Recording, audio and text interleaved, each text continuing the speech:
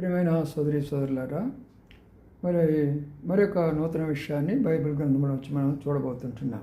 ఎందుకంటే ప్రతి ఒక్కరం కూడా మనం చేసే పని ఏంటంటే, ఇల్లు తీసుకోవాలన్నా, ఏదైనా మనం కట్టుకోవాలన్నా, లేక గృహప్రవేశాలు చేసుకోవాలన్నా, మనం అందరూ కోరుకునేది ఏంటంటే తూర్పు వాకిలి, తూర్పు దిక్కు, తూర్పు ప్రయాణము అంటాం. దానికి ఆధారం ఏంటి?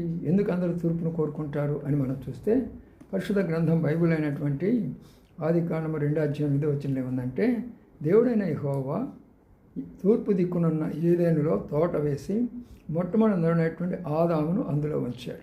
కాబట్టి మొదట ప్రారంభం దేని నుంచి ప్రారంభించారంటే తూర్పున.